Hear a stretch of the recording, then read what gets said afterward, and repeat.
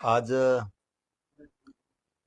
आंतरवाली सराटीत आपण नियोजित ठरवल्याप्रमाणे महाराष्ट्रातल्या सगळ्या अभ्यासकांना आपण बोलवलं होतं की आपण सगळ्यांनी या आपण चर्चा करूयात आरक्षणाच्या संदर्भात, JRच्या संदर्भात. यासाठी आजारी असताना सुद्धा मी तात्पुरता आता डिस्चार्ज घेतोय, पुन्हा वापस येणार आहे. कारण अंगात ताप ते असल्यामुळं, अंग खूप दुखत असल्यामुळं, पण समाजहित आणि समाजाचे लेकरं बाळ माझ्यासाठी मोठे असल्यामुळं मी तात्पुरता डिस्चार्ज घेऊन त्यांच्याशी चर्चा करायला जातोय. आता चर्चा होईल आणि पुढच्याही मराठवाड्यातल्या दौऱ्याच्या संदर्भात सुद्धा बहुतेक तयारी चालली सगळी. आम्ही नाही म्हणतोय, परंतु विदर्भ आणि मराठवाडा ऐकायला तयार नाही. त्यामुळं आता बहुतेक तोही दौरा पडेल, पण तब्येत बरी राहिली तर तो दौरा पडणार आहे. सरकारनं जाणून बुजून मराठ्यांचा जो अवमान चालवलाय, विशेष करून बावनकुळे आणि शिरसाट यांनी जे मराठा समाजाचे प्रमाणपत्र रद्द करण्याचा जो घाट घातलाय, मराठा समाजावरती अन्याय करायचं जे ठरवलंय, तो अन्याय मात्र होऊ द्यायचा नाही. जी किंमत मोजायची वेळ येईन आपल्या समाजासाठी ती मोजायची, परंतु हटायचं नाहीये.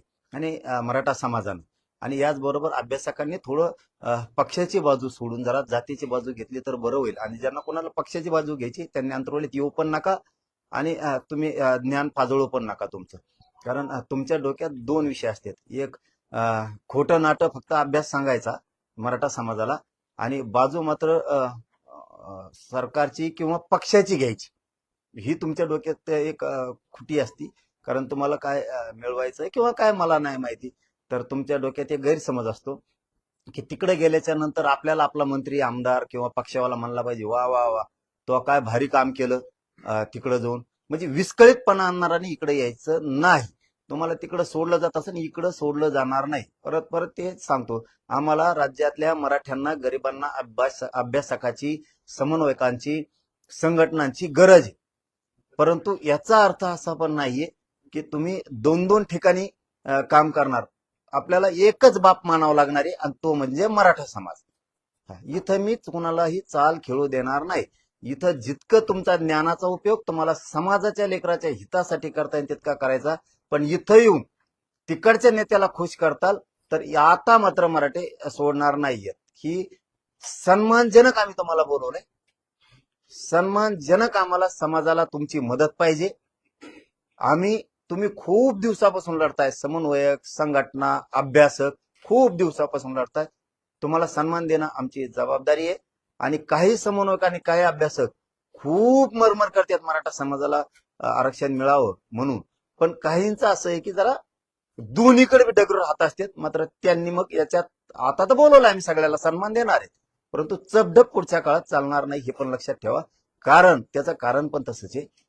आता मराठा समाजाला सांगतो, त्याचं कारण पण तसंच आहे की मायबापा हो, सरकारनं खूप मोठा घात घातलाय. आपला समाज त्याचं वाटोळं करायचं. कारण व्हॅलिडिटी झालेला असताना सुद्धा रद्द केल्या जात आहेत. आपल्या सारथीच्या योजना दिल्या जात नाहीत. 58 लाख नोंदी ज्या सापडल्यात त्याचे कुणबी प्रमाणपत्र जाणून बुजून दिले जात नाहीयेत. म्हणून एवढा मोठा उठाव करावा लागतोय की यांची जागा दाखवून द्यायची की मराठा समाजापेक्षा सरकार मोठं नाही. यांनी सगळ्यांवरती अन्याय केला. यांनी सरकारवरती अन्याय केला, यांनी धनगरांवरती अन्याय केला, यांनी मायक्रो बीसीचं पुरं वाटोळ करून टाकलं, यांनी बंजारा समाजाचं वाटोळ केला, आदिवासी तर पुरा उद्ध्वस्त करून टाकला, यांनी दलित मुस्लिमाचे तर कार्यक्रमच लावून टाकलाय. म्हणून ही जी खतखत आहे ना, हिला कुठंतरी वाट मोकळी करावी लागती. त्यासाठी एक जीव असणं, एकजूट असणं खूप महत्वाचं आहे. म्हणून मराठा समाज तर एकजूटच आहे, त्याच्यात काय दुमत असायचं कसलंच कारण नाही. परंतु आता जो पश्चिम महाराष्ट्रानं इतिहास घडवला ना, यामुळे पुरं राज्य ढवळून निघाले. विदर्भ म्हणतोय आम्ही कुणबी आहेत, मराठी आहेत, पण आम्ही मात्र 100% तुमच्या लेकराच्या मदतीला येणार आहे. बावनकुळ्यानं आणि शिरसाटनं मराठा समाज जे उद्ध्वस्त करायचा ठरवलाय ना, त्यांनी जो जातीय तेढ निर्माण केलाय, त्यांनी जो मराठा समाजावर अन्याय करायचं ठरवलं ना, ते आपल्याला मोडून काढावाच लागतोय. त्यांना आता 28 तारखेपर्यंत वेळ दिलाय, त्यांनी दिलं आहे. नसता पुढची रणनीती आपण ठरवणार आहे. पण मराठ्यांच्या लेकरांचं एकही प्रमाणपत्र जाऊ द्यायचं नाही. 58 लाखाच्या नोंदी घ्यायच्या, नोंदी घेतल्यात, त्याचे कुणबी प्रमाणपत्र घ्यायचे. हैदराबाद गॅजेटनुसार पूर्ण मराठवाड्यातल्या मराठ्यांना प्रमाणपत्र त्यांच्याकडून आता घ्यायच्यात. ह्या आंदोलनात 29 ऑगस्टच्या सुट्टी द्यायची नाही. सातारा संस्थान, कोल्हापूर, पुणे आणि औंध या गॅझेटेडचा GR घेऊन लागू करायचा आहे. बलिदान गेलेल्या कुटुंबाच्या नोकऱ्याचा जे ऊर्जा विभागाचा GR राहिलाय ते सगळे घेऊन त्याची अंमलबजावणी करून पोरांच्या घरी ऑर्डर गेल्या पाहिजेत. ECBC आणि EWS याच्यातले जेवढे विद्यार्थी राहिलेत ना तेवढे विद्यार्थ्यांना माझं आज हात जोडून आव्हान आहे. प्रत्येक पोरानं ज्यांची ज्यांची निवड झाली त्या प्रत्येक पोरानं आपण आपला अर्ज घेऊन यायचा की निवड झाली पण आमची नियुक्ती दिली नाही. याला जोडून जर तुम्हाला येता येत नसेल, तुम्ही जर कुठं दुसरीकडे ड्युटी करत असाल तर तुमच्या घरच्याला, पालकाला, कोणालाही तुमचा अर्ज घेऊन पाठवून द्या आंतरवाली की आमच्या पोराची ECBC आणि EWS मधून निवड झाली होती पण सरकारनं नियुक्ती दिली नाही. घेतल्याशिवाय तुमच्या माणसाने माघारी जायचं नाही नियुक्त्या दिल्याशिवाय. याला जोडून प्रश्न ECBCच्या पोरांचा सुद्धा असंच आहे. ज्यांच्या निवडी झाल्यात, EWSचं आता सांगितलं, ECBCच्या ज्या पोराच्या निवडी झाल्यात त्यांना नियुक्ती दिल्या नाही, त्या पोरांनी सुद्धा आंतरवालीला आपण आपले अर्ज घेऊन यायचे. सगळ्या पोरांनी एक घर राहायला दुसरा शिष्टमंडळ फर्स्ट मंडळ नाही, प्रत्येक पोरांना आपण आपला अर्ज घेऊन यायचा आहे की आमची निवड झालेली पण आम्हाला नियुक्ती दिली नाही. खूप गंभीर विषय सांगतोय, तुमच्या भविष्याचा प्रश्न आहे. नसता त्याच्यानंतर तुम्ही जर आले नाही तर माया नावाने बॉम्बलायचं नाही, आमचं काम झालं नाही म्हणून. हे संधीचं सोनं सगळ्या पोरांनी करायचं. जर तुम्हाला येता येत नसेल, तुम्ही कुठं दुसरीकडे काम जॉब करीत असलात, तुमच्या घरच्यांना पाठवून द्या, पालकाला, भावाला, कोणाला पण की अर्ज घेऊन माझ्या भावाची निवड झाली पण दिलेली नाहीये. नियुक्ती होऊस तर तुमची निवड होऊस तर, नियुक्ती होऊस तर तुमच्या माणसाने माघारी जायचं नाहीये. याला जोडून महत्वाचा विषय मराठा समाजासाठी, ज्यांनी ज्यांनी कुणबी प्रमाणपत्र काढण्यासाठी अर्ज केलेत, मराठा समाजानं समजून घ्या, याच्यानंतर सांगितलं जाणार नाहीये. आता आज 16 तारखेला सांगतोय, 29 किंवा 28 ऑगस्टला तुम्ही इथं यायचंय. ज्यांची कुणबी नोंद सापडली त्यांना कुणबी प्रमाणपत्र दिलं नाही, त्यांनी कोणाकडे अर्ज केलाय, कोणत्या तालुक्याचा आहे, तुमचं नाव, कोणचा अधिकारी आहे, कोणत्या भाषेत तुमची नोंद सापडली, अधिकारी देत नाही, त्यांनी तिथं पण अर्ज द्यायचा आणि एक इकडं पण अर्ज घेऊन यायचा की आम्हाला प्रमाणपत्र दिलं नाही. तुमचं प्रमाणपत्र देऊस तर आंतरवालीतून तुम्ही माघारी जायचं नाही. दुसरं, ज्यांचे प्रमाणपत्र निघालेत पण त्यांनी व्हॅलिडिटीला अर्ज केलाय, व्हॅलिडिटी अधिकारी महाराष्ट्रासाठी सांगतोय, मग त्याच्यात विदर्भ पण आला. नंबर 1 ला विदर्भाच्या नोंदी निघाल्यात, नंबर 2 ला पश्चिम महाराष्ट्रात निघाल्या. म्हणून गाफील कुणी राहू नका. आता आमचा नंबर लय लांब आहे. ज्यांनी व्हॅलिडिटीसाठी अर्ज केलाय पण जाणून बुजून अधिकाऱ्यांना व्हॅलिडिटी दिल्या नाहीत,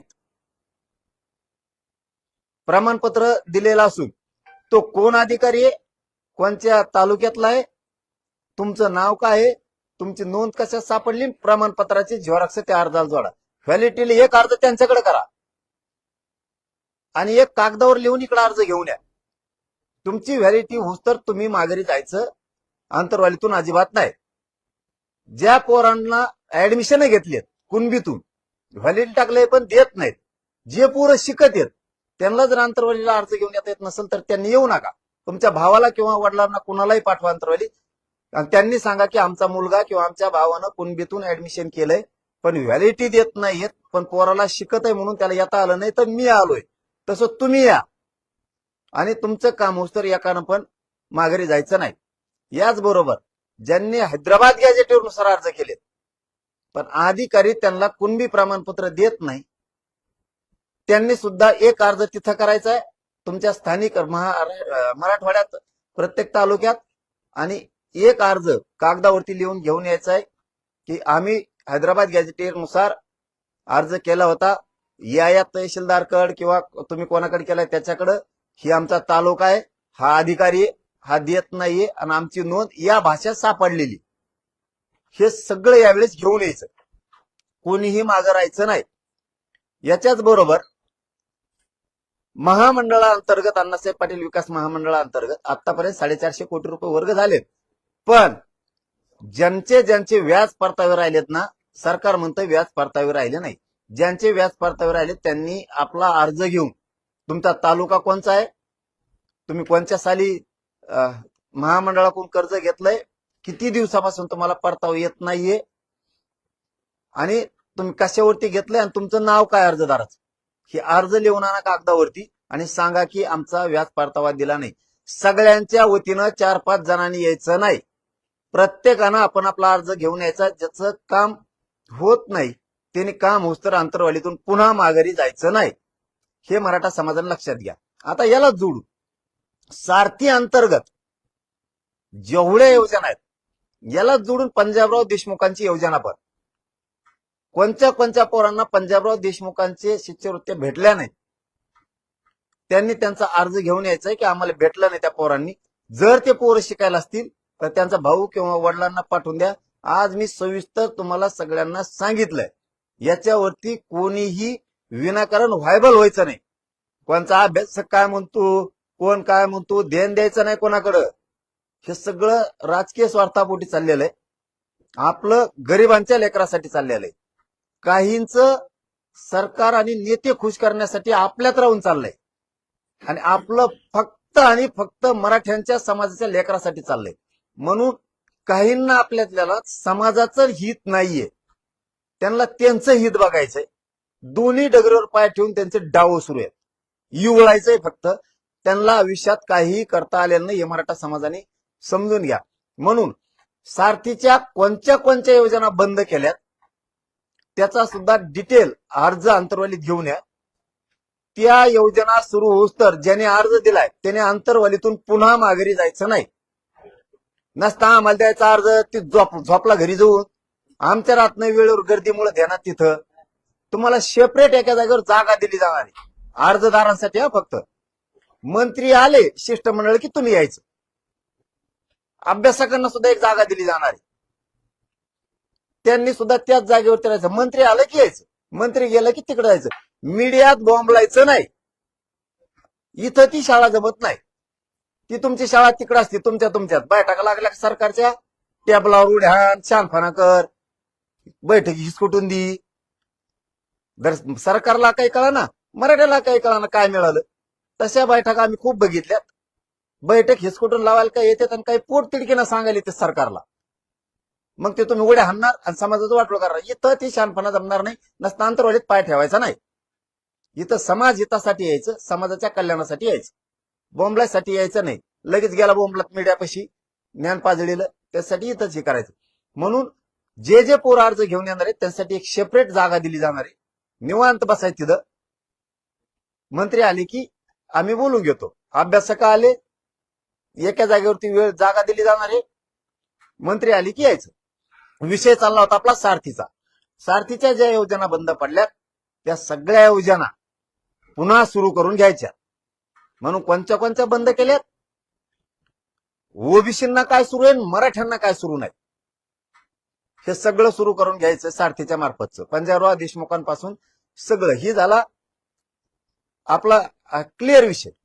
सरकारनं 30 मेच्या आंदोलनात आपण उन्हात जे आंदोलन केलं त्यावेळेस ओबीसीचा JR काढला. बघा किती फसवायचं असतं एखाद्याला. 3 महिने झालेत त्या JRची अंमलबजावणी नाहीये. पोरांनी ऍडमिशन घेतले, पूर्ण फीस दिली. काय पागल समजता का आम्हाला तुम्ही, शिंदे आणि फडणवीस? समाजाने तुम्हाला गोड बोललो, डोक्यावर घेतलं म्हणून तुम्ही समाजाच्या डोक्यावर मुतणार का? ही कोणची शाळा आहे? मी समाज मरू देणार नाही. तुम्हाला राजकारणातून संपू पण समाज मरू दिला जाणार नाही. फीस पूर्ण घेतल्या. त्याच वेळेस सांगितलं होतं आम्ही फीस शाळावरील सगळे मागायलेत. तुम्ही हसन मुश्रीफ साहेबांच्या मंत्रालयाचं पत्र काढा, दादा भुसे साहेबांच्या मंत्रालयाचं पत्र काढा, चंद्रकांत दादा पाटलांच्या काढा, तुम्ही कृषी मधलं काढा, सगळे पत्र काढावं लागते. तुम्हाला ओबीसी मंत्रालयाचं पत्र काढावं लागत. तेव्हा हे अधिकारी ही करतात. तुम्ही राज्याअंतर्गत ऍडमिशन, देशांतर्गत ऍडमिशन घेतलेल्या पोरांना सुद्धा महाराष्ट्रातल्या पोरांनी तिकडे ऍडमिशन घेतल्यामुळे सवलती लागू होणार आहेत असं सांगितलं. केल्या लागू सवलती तुम्ही सवलत लागू म्हणा आम्ही लय दिलं. अरे ज्यावेळेस तुम्ही दिलं आम्ही दिलंच म्हणलो. फडणवीस साहेबांनी काय शब्दांत दुखवलं नाही वर्षात, एकही शब्दांत दुखवलं नाही एकही. कारण आम्हाला वाटलं आता आमच्या समाजाचं कल्याण करायला काहीच करणार तुम्ही पुढं. तुमच्या स्वतःच्या मंत्रालयाचा काढला नाही तुम्ही. प्रताप सरनाईक साहेबांनी त्यांच्या बलिदान गेलेल्या कुटुंबासाठी JR काढला. उदय सामंत साहेबांनी त्यांच्या मंत्रालयाचा काढला, MIDCचा. महावितरण मध्ये सुद्धा पोरांना शैक्षणिक पात्रतेनुसार बलिदान गेलेल्या कुटुंबाला नोकऱ्या दिल्या. काढला तुम्ही? काढला जे आर? इथंच भावना कळते तुमची मराठ्यांविषयी किती पोटदुखी आहे. नसता आम्हाला बोलायची गरजच नव्हती. आम्हाला ह्या गोष्टी काही करायचीच गरज नाही. बलिदान गेलेल्या कुटुंबाचे काहींचे पैसे तसे राहिले, काहींच्या नोकऱ्या राहिल्या. का बरं तुमच्या अधिकारी सांगितलं नाही कलेक्टर ऑफिस मधून त्यांना की बाबा रे तुम्ही MIDCत महावितरण मध्ये नोकऱ्याला अर्ज करा, तुम्ही एसटी महामंडळात अर्ज करा, आम्हाला सरकारच्या ऑर्डर आहेत की ताबडतोब यांना नोकरीवरती घ्या. केलं तुम्ही? तुम्ही मला आंदोलन सुरू झाले की 6 महिन्यानं सांगितलेले महाराष्ट्रातल्या सगळ्या केसेस मागे घेतो. घेतल्या तुम्ही? अरे किती जीव घेणाऱ्या त्या गरीब समाजाचा खोटे नाट्य गुन्हे दाखल केले पोरांवरती. तो कशामुळे केले? आमच्याच महिलांवरती, आमच्यावरती क्रूर हल्ला केला. पुन्हा त्या भानगडी नाही करायच्या. आता पुन्हा भानगडी नाही करायच्या. वेळेप्रसंगी डाव फिरू शकतो. आंदोलन मुंबईत सुद्धा येऊ शकतंय. तुम्ही तराला लावू नका. फायनल आंतरवालीच आहे. मला काय माझ्या समाजात सांगितलं, मी मुंबईत गेलं तरी तुम्हाला आरक्षण पाहिजे, आंतरवालीत असलं तरी आंदोलन पाहिजे. मी कुठेही करू, तुमच्या लेकराचं कल्याण करेल ना.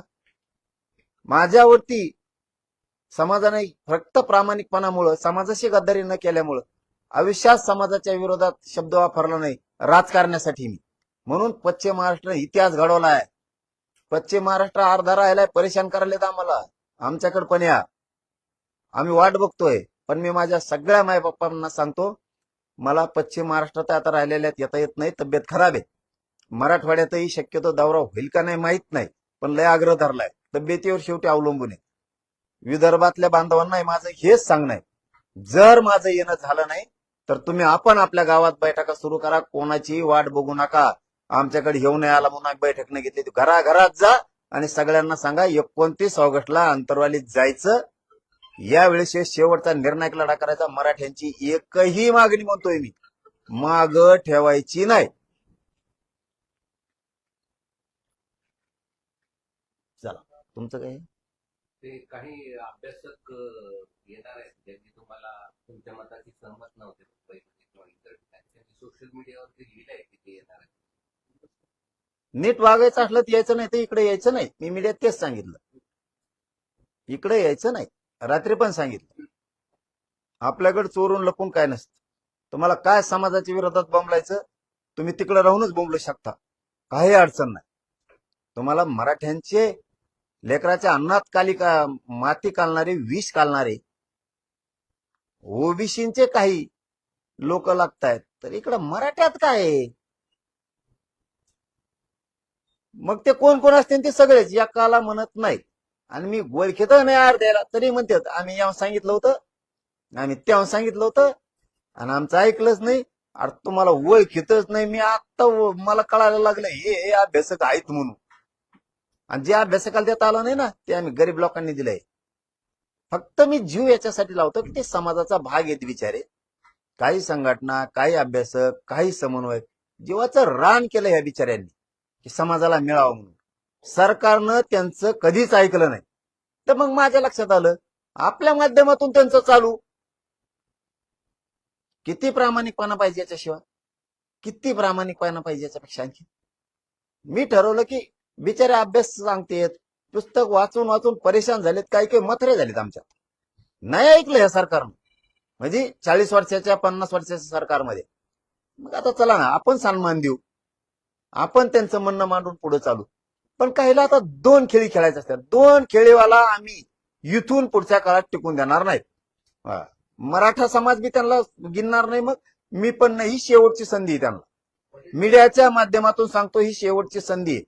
एकच बाजू धरायच्या, तिकडचं ज्ञान इकडं पाजळायचं नाही. सरकारचं ऐकून परत इकडे यायचं म्हणायचं गेलो नाही त्यांच्या पांगेला नाही खेळ ईद असते टोले. मग असं आहे की तुम्ही तुमचे भाषण आम्ही आताच्या दौऱ्यात ऐकले, त्या दौऱ्यामध्ये तुम्ही असं म्हटलात की सगळं शेवटीचं जे मिळालं नाही तुम्हाला जे काही, तर त्याचं सगळं खापर तुम्ही अभ्यासकावरच फोडलं. हो हो म्हणते, हो हो म्हणते, नंतर काय असं करते. मग आज अभ्यासक कसं येतील असं जर तुम्ही त्यांच्यावर खापर फोडत असाल तर? आणि मग नाही म्हणत नाहीत का राहायला, तुम्ही नाहीत का साक्षी? तुम्ही सगळे साक्षीदार आहे. मी का खोटं बोलतो? मीडियाच्या समोर विचारतो मी कवा बी सोडू का उपोषण. ते काय आहे, तुम्ही कंदुरी बघितलेली का बोकडाची? हा? बोकडाची कंदुरी हे काय करतात बघा, ते कापेनारा हे असतो खाटी, तो काय म्हणतो, पाणी पाहिजे तो बोकडाला आणि म्हणतो कापू का. आता जेनी चालिलंय बोकड कापायला, तो म्हणतो हा कापेव ना पटकून. पाप कोणाला? जो कापेव मानला त्याला, कापणाराला काही टेन्शन आहे का? तसं मी यांना विचारतो ना राव दरबारीना, येईन केलं मग बकरा बळी, हेच सांगत येत. हा लय छान हो, मास हजार होणे नाही, तेच म्हणतात. मला गरीबाचं कल्याण करायचंय, करा बाबा काहीतरी, पण विश्वासानं करा समाजाच्या. तुम्ही नेत्याकडे बी जाणार आणि इकडे बी येणार, तर नेतेच ऐकून तुम्ही इकडे मग दूषित वातावरण होतंय. तसं होतंय मा बकरा गर्दीत. मी प्रत्येक वेळेस विचारलं, आता विचारलं ह्या टायमाला सुद्धा, ही एसओपी अमकं तमकं बरोबर आहे का? एकदम बेस्ट आहे म्हणे. म्हणलं तुम्ही उपोषण सोडल्यावर माग होत्या मीडियाचं पुन्हा काढा. म्हणलं उपोषण सोडल्यावर पुन्हा 7-8 दिवसांनी तुम्ही उलटच म्हणता बरं का, त्याच्यापेक्षा मी सोडितच नाही. नाही नाही म्हणले लय बेस्ट आहे. 1.5 घंटा चर्चा केली म्हणले आम्ही आलेल्या शिष्टमंडळाची, काहीच हरकत नाही. याच्या अगोदरचं सांगतो आता, ते झालं मुंबईत जे आर घेऊन आलो, हेच हॉस्पिटल आहे. इथं आल्याच्या नंतर 6 दिवस मला काही सुधारलंच नाही. 7व्या-8व्या दिवशी 7-8 जण आले अभ्यास, XYZ आले म्हणले, म्हणलं मी विखे पाटला तिथं बोललेलो, जे आर सुधारित करायची वेळ आली तर करावं लागल. म्हणले ओके करणार. मग 7-8 जण अभ्यासक आले की ते भेटायला आले, पण मी बोलता बोलता म्हणलो बाबा जे आर व्यवस्थित आहे का बघा, काही दुरुस्त्या करायच्या असल्या सुधारणा करू. ते काय म्हणतात मला, हो आम्ही त्यासाठी चालतो. आता काय करायचं, आमच्याकडे मोठा सनदी अधिकारी, मोठा, आणि त्यांनी जे आर पण काढलेले आहेत मंत्रालयात याच्या अगोदर, आणि विभाग आयुक्त पण होते. आणि म्हणलं मला काही हरकत नाही ना, माझा तुमच्यावरती विश्वास नाही असं नाही, तुम्हाला जी बदल करायचा ते करा, काही म्हणणं नाही माझं, सुधारित करून घेऊ आपण. जावा मग म्हणलं जा. गेले सनदी अधिकारी 10-10:30 गेले सकाळी. मला वाटतं 7:45च्या टायमाला संध्याकाळी माघारी आले. ते म्हणले साहेब, म्हणले असा जे आर होणं नाही, मराठ्यांचं आयुष्याचं कल्याण झालं. छान. म्हणलं मग ठेवायचा का? म्हणे बोलायचंच नाही शब्द. माझं साक्षीदार आहे का, तेच अभ्यासक 6 त्यातले. आता तेच म्हणते तेव्हा झालं तेव्हा झालं. सनदी अधिकारी तुमचाच, इथं आल्यावर मला नाव सांगितलं, दोस्तर नाही सांगितलं. प्रश्न तोच आहे ना, की तुम्ही सगळ्या अभ्यासकांना बोलवता आणि परत त्यांच्यावरच खापर फोडवता. येता यायला तुम्ही तसंच म्हणता बा. अभ्यासक मी फोडितो का? दुसरा दोन प्रश्न असा आहे की आता आलेले अभ्यासक वेगळे असते, तर सोडायच्या वेळेला आलेले अभ्यासक वेगळे असते.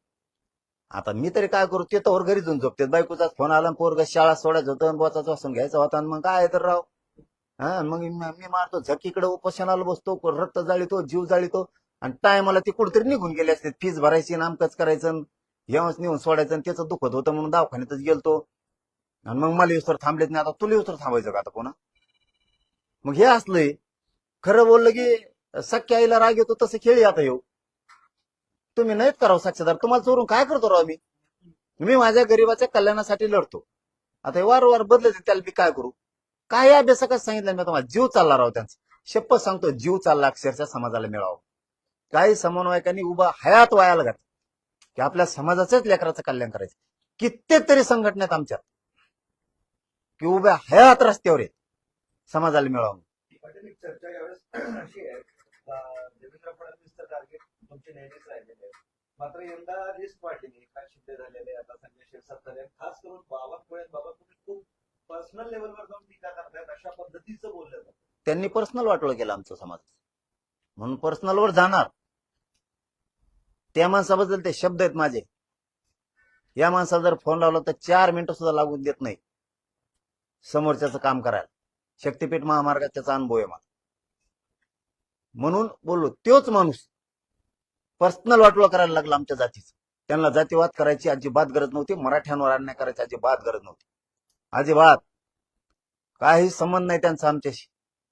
आमच्या व्हॅलिटी रद्द करायचा काय अधिकार नाही. आणि मी समाजाचा आहे. तुम्ही जे म्हणलात ना, यावेळेस शिंदे साहेब सुद्धा बोलले, जे चुकला ते मी सोडणार. माझ्या जातीला पेक्षा मी कोणालाच मानत नाही मोठं. ते भलं जी किंमत मोजायची आहे ती वेळी. यांनी लयच समाजाला बोलल्यामुळं, फडणवीसांना आणि शिंदेना बोलल्यामुळे यांना लयच लागलं असेल. आणि हे जर जास्त वाटोळं करणार राहते मराठीचं, तर आम्ही यांचं राजकारणात पुरं वाटोळं करून टाकणार. आमचं वाटोळं तर आम्ही यांचं सुद्धा वाटोळं करणार. यांना वाटत सत्ता आमच्या हातात आहे. हे लयच बोलला ना, आता प्रमाणपत्र रद्द करायचे, मराठीचे प्रमाणपत्र द्यायचे नाही. ही जर खुन्नस तुम्ही धरली, की आम्ही खुन्नस धरली, तुमचा एक बी नाही येऊ द्यायचं.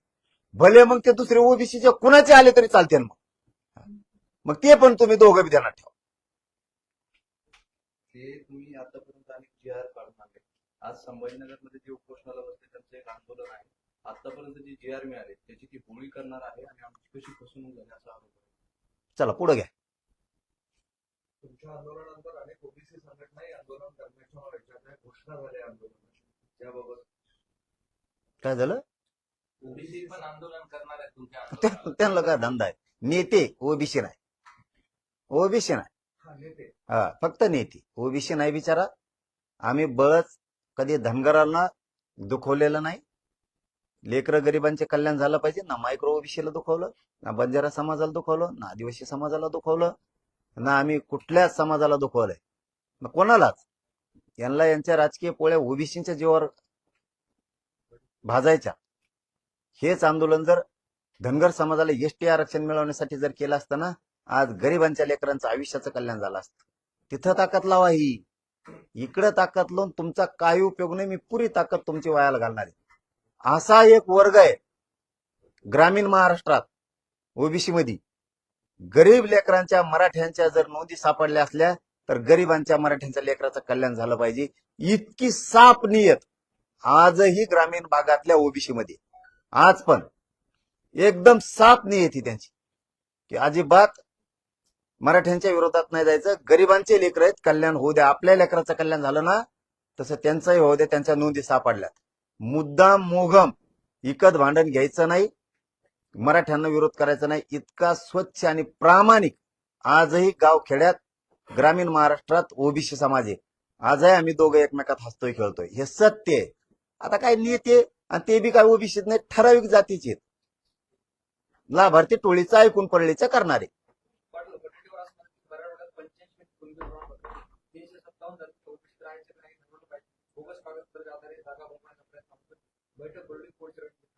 ते तर काय नुसतं बैठकाच कवर घेतोय का?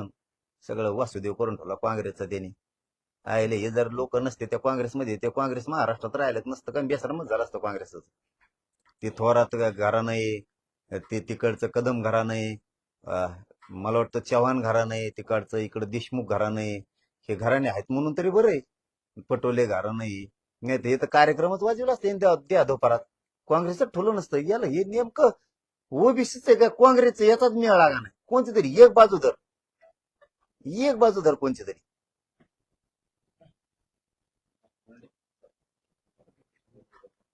धन्यवाद.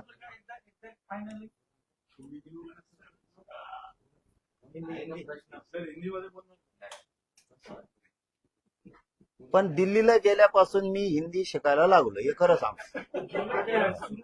मला थोडस नाही ना, आज नाही, 29ला सुरू करतो. 29ला सुरू करतो. हा 29ला. पण मी जे खरं ते सांगितलं, दिल्लीला गेल्यावर तेव्हापासून थोडी हिंदीला मी एक जणाचं घेऊ मार्ग करून मी काही मिळून हिंदी मी धोरणात आणली. नको हिंदी धोरणात आणली, पण 29ला सुरू करतो. चांगले अरे थोडे पाठ करून राहिले, आणखी पाचका व्हायचा पुन्हा. पण जे खरंय ते बोललो का नाही दिल्लीला गेल्यापासून. हा आज अभ्यासक बांधवांना सन्मानानं सगळ्याला बोलवलेलं आहे. त्यामुळं अंतरवाली जायचं आणि मी सन्मानच देणार. जरी काही बोललो बी असलो तरी मी अभ्यासकांना समन्वयकाला कशामुळे बोलतो? माझ्या स्वार्थासाठी नाही, समाजाच्या हितासाठी त्यांना भांडतो. माझ्या समाजाच्या अभ्यासकांना समन्वयकाला मी भांडलं पाहिजे. किमान त्यांनी मराठा समाजासाठी लाईनवर यावं म्हणून. त्यांचं काय माझं वैयक्तिक वैर नाही, त्यांच्या माझी काय दुश्मनी नाही. मी फक्त तेवढ्यासाठी त्यांना भांडतो की समाजासाठी योग्य रस्त्यावर समाजासाठी या, राजकारणासाठी येऊ नका. आज त्यांना सन्मानानं बोलवलेलं आहे, त्यांचा सन्मानच होणार, त्यांचा काही अवमान कुठं होणार नाही. खूप धन्यवाद. लगेच वापस येणार, आणखीन ताप आहे अंगात, लगेच वापस येणार.